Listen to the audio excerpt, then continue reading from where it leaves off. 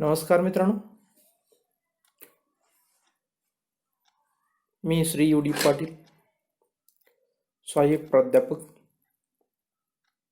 भूगोल विभाग, कला वाणिज्य विज्ञान महाविद्यालय पलूस. आपलं सर्वांचं स्वागत करतो. आपण BA भाग 3 सेमिस्टर 5 भूगोल पेपर नंबर 9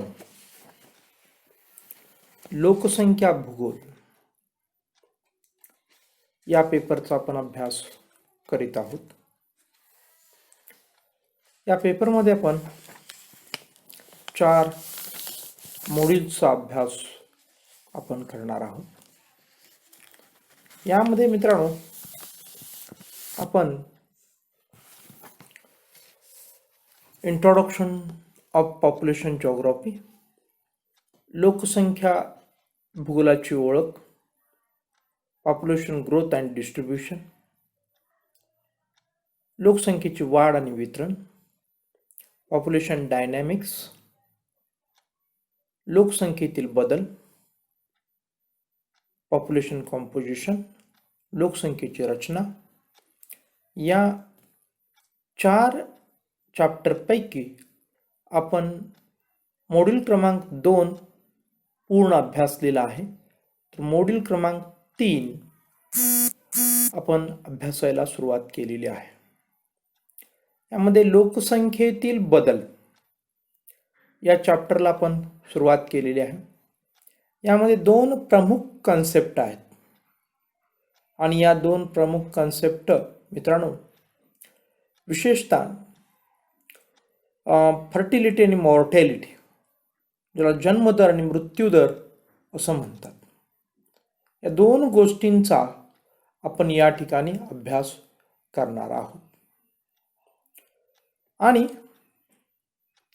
या 2 गोष्टींच्या संदर्भात त्यांची असणारी संकल्पना म्हणजे जनन आणि मृत्यता याची संकल्पना, जनन आणि मृत्यतेचे प्रकार, त्यांची असणारी कारणं, त्यांचे असणारे परिणाम, त्यांचे असणारे मोजमाप इत्यादी गोष्टींचा अभ्यास आपल्याला या ठिकाणी करावायचा आहे.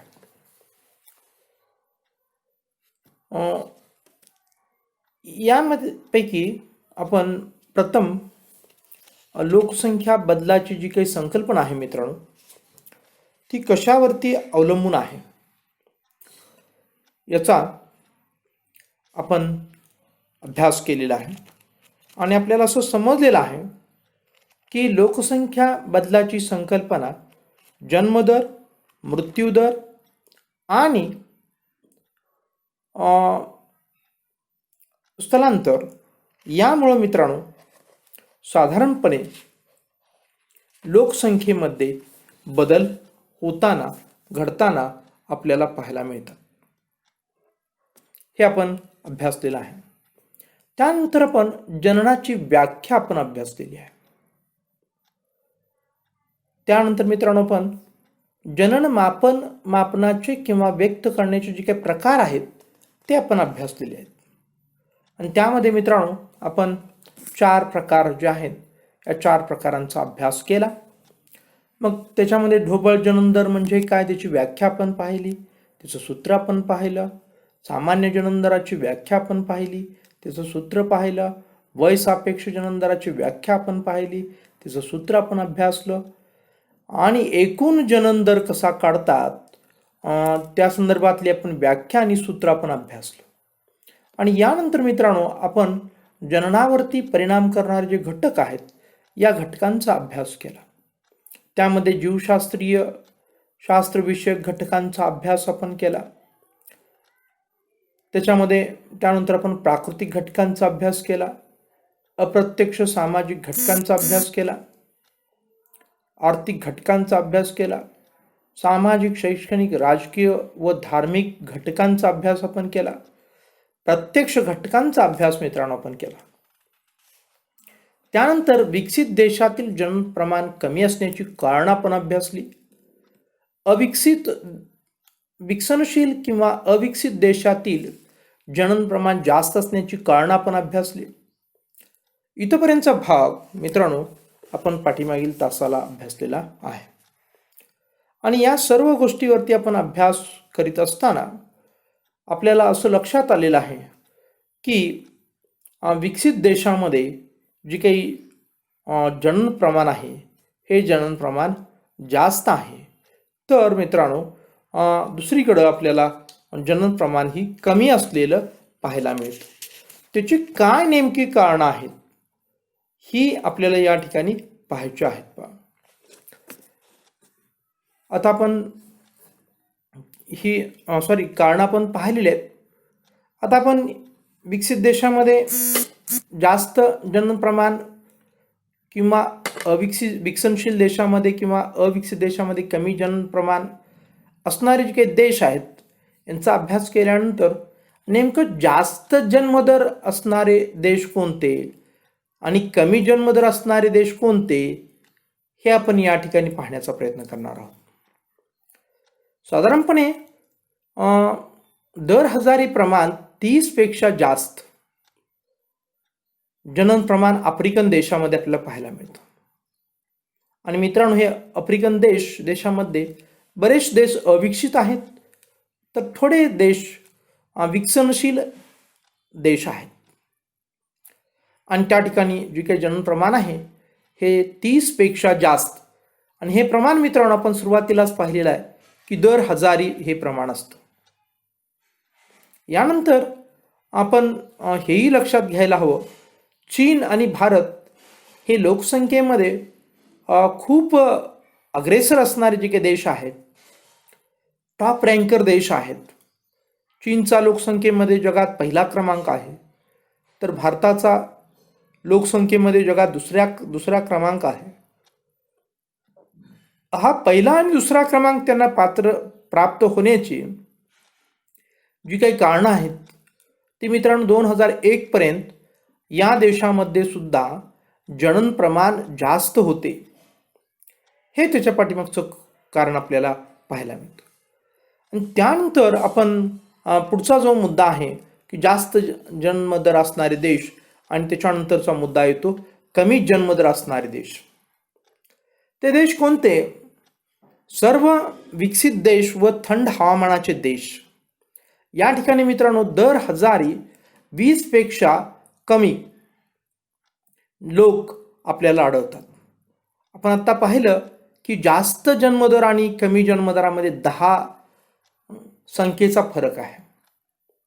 आणि हे सुद्धा आपण पाहिलं की जास्त जन्मदरामध्ये सुद्धा भारत आणि चीनचा समावेश आपण केला होता. त्याच्यामध्ये आपण पाहिलं होतं की 2001 पूर्वी भारत आणि चीन हे दोन देश जास्त जन्मदर असणारे देश म्हणून ओळखले जात होते. तर मित्रांनो अलीकडच्या काळामध्ये 2001 नंतर भारत आणि चीन या देशांचा समावेश सुद्धा कमी जन्मदर असणारे देश म्हणून होऊ लागलेला आहे. आता 2020 मध्ये भारताचा जो काही बर्थ रेट आहे तो 18.20 दर हजारी लोक इतका आहे. दर हजारी लोक इतका आहे. म्हणजे पूर्वी जे काही भारत देश किंवा चीन सारखे देश जे होते हे जास्त जन्मदर असणारे देश होते, तर आता ते कमी जन्मदर असणारे देश बनू लागलेले आहेत. म्हणजे मित्रांनो हे जे काही आकडे आहेत हे आकडे सापेक्ष असतात. आणि हे सापेक्ष आकडे का बनतात, तर त्या परिस्थितीवरती जी काही जनजागृती अवलंबून असते त्या जनजागृतीवरती अवलंबून या सर्व गोष्टी असतात. असं म्हटलं तर चुकीचं होणार नाही. नाही. यानंतर आपण पाहूया की जन्मदराचे परिणाम काय. समजा जास्त जन्मदर असला तर त्याचे काय परिणाम होतात आणि कमी जन्मदर असला तर त्याचं काय परिणाम होतात. प्रथम आपल्याला जास्त जन्मदर असल्यास काय परिणाम होतो हे आपल्याला पाहायचं आहे. तर यामध्ये आपण इथं पाहतो की आपल्याला स्पष्ट चित्र आपल्या समोर आहे की एकूण जी काही साधन संपत्ती आहे या साधन संपत्तीवरती खूप ताण किंवा दबाव पडतो. साधन संपत्ती म्हणजे काय, हे आपण पाहिलेलं आहे, अभ्यासलेलं आहे.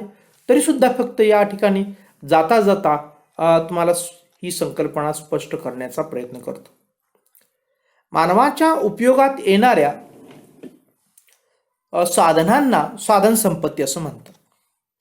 मग ती नैसर्गिक साधन संपत्ती असू दे किंवा मानवनिर्मित साधन संपत्ती असू दे, ही साधन संपत्तीचे प्रामुख्याने 2 प्रकार आहेत.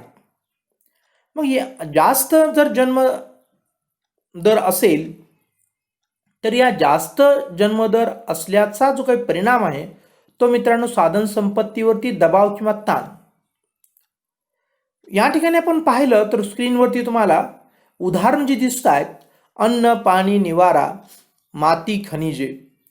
याच्यामध्ये फक्त आपण अन्न, पाणी, माती, खनिजे हे नैसर्गिक साधन संपत्ती आहे, तर निवारा ही मानवी साधन संपत्ती आहे. तर मित्रांनो, निवाऱ्यासोबत इतरही जे काही मानवी साधन संपत्ती आहे त्याचाही समावेश यामध्ये होतो. इत्यादीचा अर्थ अनेक इतर साधन संपत्ती, म्हणजे पूर्ण नैसर्गिक साधन संपत्ती आणि पूर्ण मानवी साधन संपत्तीवरती जन्मदर जर जास्त असेल तर त्याचा परिणाम होतो, हे आपण या ठिकाणी विसरून चालणार नाही. हे आपण लक्षात घेण्याची आवश्यकता आहे. आणि मग काय होतं की अन्न ताण पडतो, दबाव निर्माण होतो. म्हणजे काय?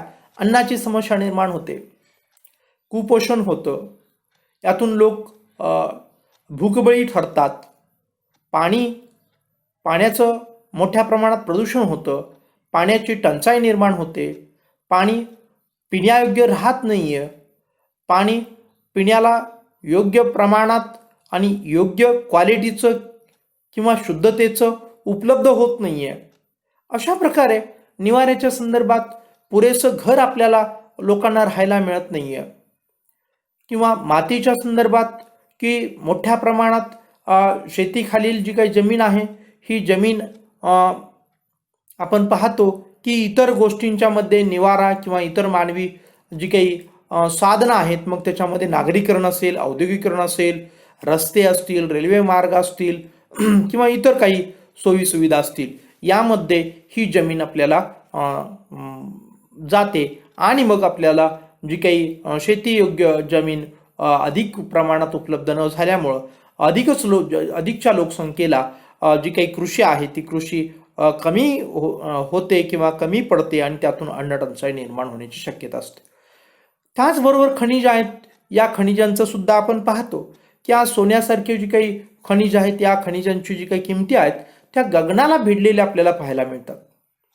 मित्रांनो, याच्या पाठीमागचं कारणच आहे की प्रचंड असणारी जी काही लोकसंख्या आहे त्या लोकसंख्येचा जी काही मागणी आणि पुरवठा या गोष्टी जर आपण विचारात घेतल्या तर त्याचा या खनिजावरती किंवा या खनिजांच्या असणाऱ्या दरावरती परिणाम झालेला आपल्याला पाहायला मिळतो.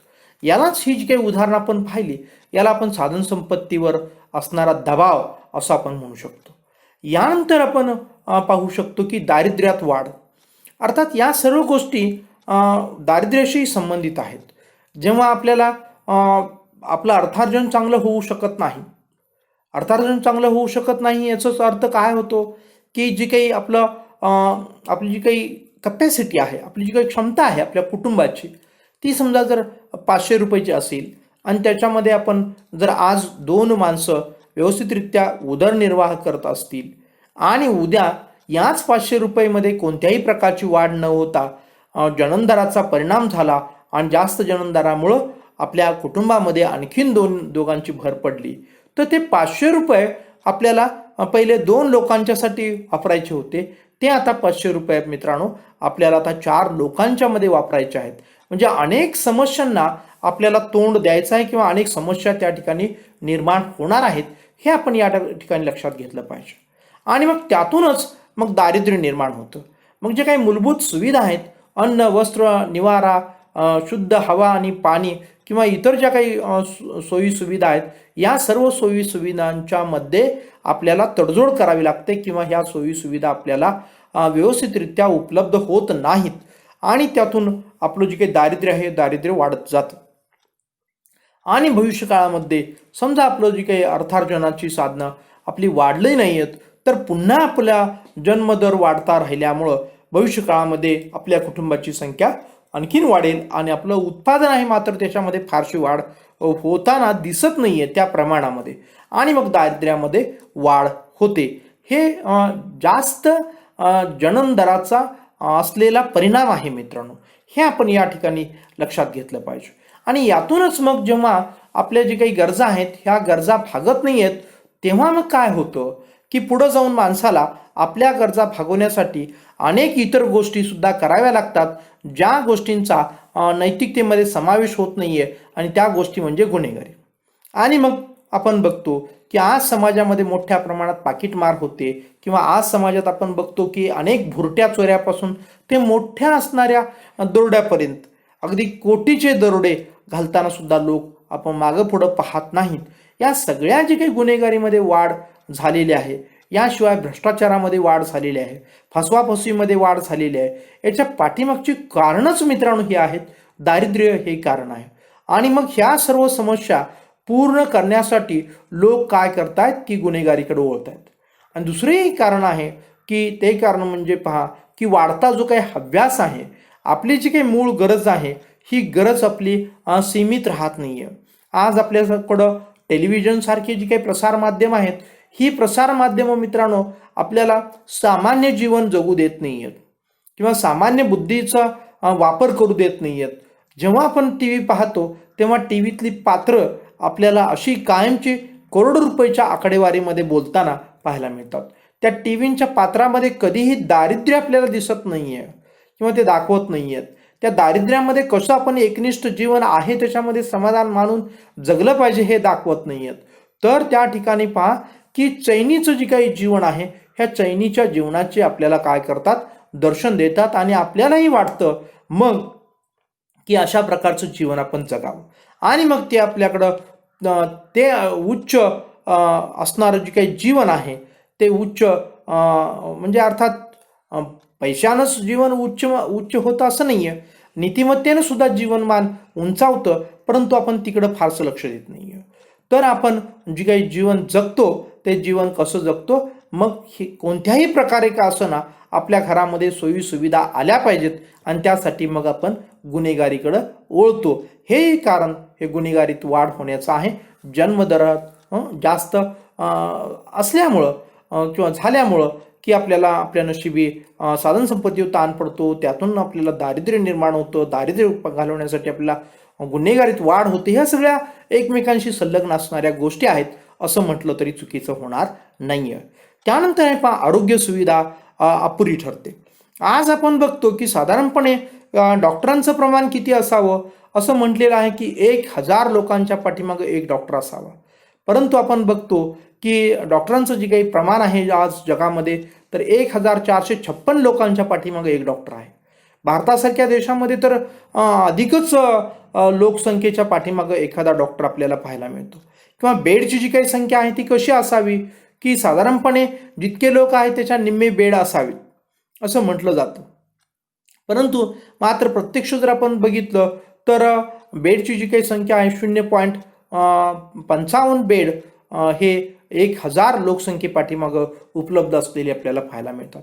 यामध्ये ही संपूर्ण ही जगाचं जे काही प्रमाण आहे हे प्रमाण जरी आपल्याला दिसत असलं तर त्यामध्ये पुन्हा विकसनशील देशामध्ये हे प्रमाण आणखीनच भयावह आहे, आणि अविकसित देशामध्ये हे प्रमाण आणखीनच भयावह आहे. डॉक्टरांची संख्या तिथं अत्यंतच कमी आहे, बेडची संख्या तिथं अत्यंतच कमी आहे. आता आपण जस्ट जी काही कोरोनाची जी काही महामारी आपण अनुभवली त्यामध्ये मित्रांनो आपल्याला पाहायला मिळालं, काय पाहायला मिळालं की प्रचंड मोठ्या प्रमाणात पेशंट होते, आणि त्या पेशंटवरती उपचार करण्यासाठी डॉक्टर आणि जी काही हॉस्पिटल्स आणि हॉस्पिटलमध्ये असणारी जी काही खॉटांची संख्या आहे, बेडची संख्या आहे, ही संख्या कमी पडलेली आपल्याला आज पाहायला मिळाली. पहा, हे आपल्याला अनुभवायला मिळालं. या वास्तवतेला आपल्याला तोंड द्यावं लागलं, आणि आपण पाहिलं की कितीतरी लोकांना योग्य प्रकारे उपचार न मिळाल्यामुळं लोकांना मृत्यूला सामोरं जावं लागलं. हे वास्तव आपण आपल्या डोळ्यांनी पाहिलेलं आहे. पहा, यातूनच आपल्याला जननदराचे जे काही प्रमाण आहे हे जास्त असल्याचा आणखीन एक परिणाम मित्रांनो आहे तो शिक्षणावरती ताण.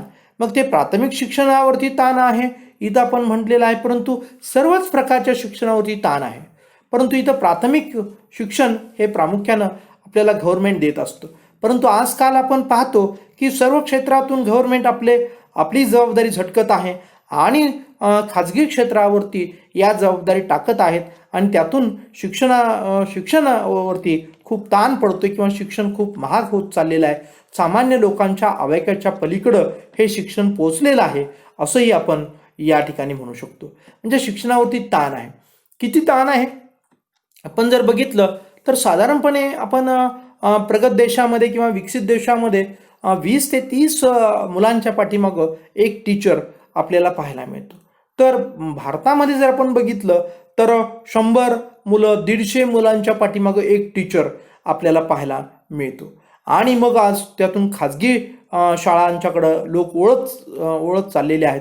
तर त्या ठिकाणी ही संख्या काही कमी नसते, खूप मोठी संख्या असते आणि त्या खूप मोठ्या संख्येवरती या कमी वयातील जी काही मुलं आहेत त्या मुलांच्यावरती सुपरविजन करण्यासाठी आणि त्यांना शिकवण्यासाठी तो एक शिक्षक जो आहे तो बिचारा कमी पडतो आणि मग त्याच्या नावानंच पुन्हा आपण काय करतो, खडे फोडतो आणि व्यवस्थितरित्या त्यानं शिकवलं नाही आपण म्हणतो. परंतु त्याच्यामध्ये काही दोष नसतो, त्याच्यावरती तो अतिरिक्त ताण असतो. तो अतिरिक्त ताण म्हणजेच आपण प्राथमिक शिक्षणावरील ताण असं एक ताणाचं एक उदाहरण आहे असं आपण म्हणू शकतो. किंवा तेच आपण जी काही माध्यमिक शिक्षणावरील ताणाचं पण तेच उदाहरण आहे. उच्च शिक्षणामध्ये सुद्धा अशाच प्रकारची हेळसंड झालेली आपल्याला पाहायला मिळते. त्यानंतर आपण वाहतूक कोंडी आहे. या वाहतूक कोंडीच्या संदर्भात आपण पाहतो की हा नित्य अनुभवायला येणारा भाग आहे. की आपण बघतो की कुठेही जावा की आपण कोणत्याही पलूस सारख्या छोट्या शहरामध्ये गेलात आणि अगदी आपण तासगाव किंवा सांगली किंवा पुण्यासारख्या शहरामध्ये गेलात, मुंबईसारख्या शहरामध्ये गेलात तर आपल्याला वाहतुकीला जी काही वाहतुकीची कोंडी आहे किंवा ट्रॅफिक म्हणतो, या ट्रॅफिकच्या समस्येला आपल्याला तोंड द्यावं लागतं. हेही जन्मदराचं जे काही जास्त परिणाम असल्याचं हे कारण आहे असं सुद्धा आपण या ठिकाणी म्हणू शकतो. यानंतर मित्रांनो आपण पाहूया की बालमृत्यू दर जी काय आहे त्याच्यामध्ये वाढ झालेली आपल्याला पाहायला मिळते. जेव्हा काय होतं की साधारणपणे 0 ते 5 वर्ष वयोगटामधील जे काही मृत्यू होतात त्याला आपण बाल मृत्यू दर असं इथं म्हटलेलं आहे. आणि याचा विचार करता की नेमकं या मुलांची जी काही संगोपन करण्यासाठी असणारी जी काही आरोग्य सुविधा आहेत, त्यांच्यासाठी जे असणारी जी काही उत्तम आहाराची आवश्यकता आहे किंवा त्या लहान मुलांचं संगोपन करण्यासाठी उत्तम ज्ञानाची आवश्यकता आहे, या सर्व गोष्टींचे मित्रांनो आपल्याला कमतरता पाहायला मिळते. आणि त्यामुळं मग बालमृत्यू दर आहे, हा बालमृत्यू दर प्रचंड मोठ्या प्रमाणात वाढताना आपल्याला पाहायला मिळतो. आणि जन्मदराचं जे काही जास्त प्रमाण असल्याचं आणखीन एक पुढं मग परिणाम पाहायला मिळतात की तरुणांची संख्या जास्त असते. अर्थात तरुणांची संख्या जास्त असते हे चांगलं आहे का वाईट आहे? की एका अर्थानं चांगलं आहे की लोकांना काम म्हणजे आपल्या राष्ट्राची ती एक शक्ती आहे. परंतु त्या शक्तीला आपल्याला त्या हातांना काम देण्यास किंवा आपण असमर्थ ठरलो तर अनेक समस्या त्या ठिकाणी निर्माण झालेल्या आपल्याला पाहायला मिळतात. यानंतर आहे ते जन्मदर कमी असल्यास परिणाम. काय परिणाम होतो आपला? आता जास्त जन्मदर असल्यावरती काय परिणाम झाला आपण पाहिलं, तसंच कमी जन्मदर असल्यावर काय परिणाम होतो हेही आपण पाहणं या ठिकाणी आवश्यक आहे. आता जी काही चर्चा केली त्याच्याबरोबर ही दुसरी बाजू आहे. म्हणजे नाण्याला 2 बाजू असतात, त्यातलं एक बाजू आपण पाहिलेली आहे, ती व्यवस्थितरित्या आपण चर्चा केलेली आहे, ते आत्मसात केलेली आहे. म्हटल्यानंतर दुसरी बाजू आहे, ही दुसरी बाजू आपल्याला लगेचच त्याच्यावरती आपला प्रकाश पडतो किंवा तेच आपल्याला सहज आकलन होतं किंवा सहज आपल्यारित्या आपल्याला समजून जातं असं म्हटलं तर या ठिकाणी काही चुकीचं होणार नाही. तर जन्मदर कमी असल्यास जो काही परिणाम होतो त्याच्यामध्ये एक चांगला परिणाम आपल्याला पाहायला मिळतो की राहणीमान चांगलं होतं. की काय होतं मित्रांनो की यामध्ये आपल्या राहणीमानाचा जो काही दर्जा आहे तो उंचावतो. तो कसा उंचावतो तर साधन संपत्तीवर कोणत्याही प्रकारचा ताण येत नाहीये. आपली जेवढी लोक आहेत तेवढ्या पुरेसे मुबलक प्रमाणात साधन संपत्ती उपलब्ध आहे आणि त्यामुळं जे काही आपण अन्न समस्या आहे किंवा पाणी समस्या आहे किंवा निवारा ही समस्या आहे किंवा खनिजे ही समस्या आहे, अशा प्रकारचे जे काही समस्या आहेत या समस्येवरती आपल्याला अतिरिक्त ताण पडत नसल्यामुळं या समस्या या ठिकाणी असतच नाही आहेत. किंवा या गोष्टी आपण ज्या पाहिल्या समस्या म्हणून, कुठं समस्या होत्या त्या, की जास्त जन्मदर असलेल्या ठिकाणी ह्या समस्या होत्या आणि तिथलं राहणीमान जे होतं ते राहणीमान घसरलेलं आपल्याला पाहायला मिळालं. परंतु या ठिकाणी राहणीमान चांगलं आहे, कारण जन्मदर काय आहे या ठिकाणी कमी आहे आणि या ठिकाणचे असणारे जे काही अन्न वस्त्र निवारा किंवा खनिज किंवा शुद्ध हवा शुद्ध पाणी या प्रकारच्या जे काही सोयी सुविधा आहेत, ज्याला आपण साधन संपत्ती म्हणू किंवा इतरही नैसर्गिक साधन संपत्ती असेल, मानवी साधन संपत्ती असेल, यावरती कोणत्याही प्रकारचा ताण निर्माण होत नाहीये आणि म्हणून या ठिकाणचा जो काही लोकांचा राहणीमानाचा दर्जा आहे तो मित्रांनो चांगला असलेला आपल्याला पाहायला मिळतो. याच्यानंतर आपण पाहणार आहोत तो म्हणजे कमी गुन्हेगारी. अर्थात गुन्हेगारी प्रवृत्ती ही असतेच असते, परंतु आपल्या जे काही मूलभूत गरजा पूर्ण करण्यासाठी लोकांना अपरिहार्य कारणास्तव गुन्हेगारी करायला लागायची, ती गुन्हेगारी प्रवृत्ती या ठिकाणी असत नाहीये. मुळात माणसामध्ये आपण जी काही चर्चा केली की प्रचंड असणारा हव्यास आहे किंवा प्रचंड असणारा जी काही स्वार्थीपणा आहे, यातून माणूस हा गुन्हेगार बनतो आणि ही गुन्हेगारी आपल्याला त्या ठिकाणी पाहायला मिळते. परंतु या ठिकाणी सुद्धा आपण म्हणजे त्या ठिकाणी म्हणजे जास्त जन्मदर असलेल्या ठिकाणी आणि इथं कमी जन्मदर असलेल्या ठिकाणी सुद्धा आपल्याला पाहायला मिळते. परंतु या ठिकाणी मित्रांनो तुलनेनं कमी गुन्हेगारी आपल्याला पाहायला मिळते, हे आपल्याला या ठिकाणी स्पष्ट करता येतं. हे या ठिकाणी लक्षात घेणं अत्यंत आवश्यक आहे. आणि त्यानंतर आपण पाहूया की स्त्री शिक्षण व एकूण शिक्षणात जी काही वाढ आहे, ती जी काही वाढ आपल्याला या ठिकाणी पाहायला मिळते की मुलगा आणि मुलगी अशा प्रकारचा भेदभाव या ठिकाणी राहत नाहीये. ही एक महत्त्वपूर्ण गोष्ट जन्मदर कमी असल्यास सहज साध्य करता येते. आणि मित्रांनो आपण पाहतो की दुसरी गोष्ट म्हणजे एकूण शिक्षणात वाढ. म्हणजे आपण पुरेशा जरी प्राथमिक शिक्षण असेल, माध्यमिक शिक्षण असेल, उच्च शिक्षण असेल, या शिक्षण देणारे जी काही यंत्रणामधला असणार जे काही शिक्षकांचं प्रमाण आहे, ते शिक्षणांचं प्रमाण या ठिकाणी चांगलं असतं किंवा अधिक संख्या असते आणि त्यांची क्वालिटी सुद्धा चांगली असते. मित्रांनो आपण भारतासारख्या देशामध्ये जर पाहिलं तर शिक्षकाला आणि शिक्षण क्षेत्राला तितकंसं मान सन्मान दिला जात नाही. परंतु जर आपण पाश्चात्य देशामध्ये जर बघितलं की ज्या ठिकाणी जन्मदर कमी आहे, राहणीमानाचा दर्जा उंचावलेला आहे, त्या ठिकाणी जर बघितलं तर शिक्षणाला अत्यंत महत्त्व दिलं जातं. ही महत्त्वपूर्ण गोष्ट आपण लक्षात घेतली पाहिजे आणि तिथं एकूणच शिक्षण क्षेत्रामध्ये सुद्धा वाढ झालेली किंवा ते शिक्षण क्षेत्र उत्तमरित्या कार्यरत असलेलं पाहायला मिळतं. हे जन्मदर कमी असल्याचा परिणाम आहे असं आपण या ठिकाणी म्हणू शकतो. याशिवाय सुद्धा आपण सर्वांना उत्तम आरोग्याची सुविधा या ठिकाणी उपलब्ध असते आणि डॉक्टरांचं प्रमाण योग्य असतं.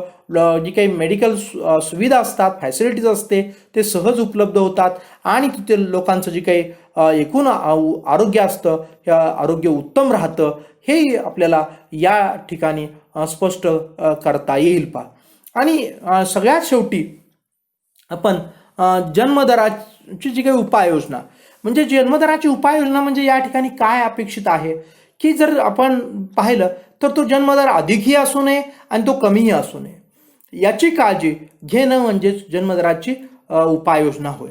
आणि यासाठी सुद्धा आपल्याला काही गोष्टी करणं आवश्यक आहे.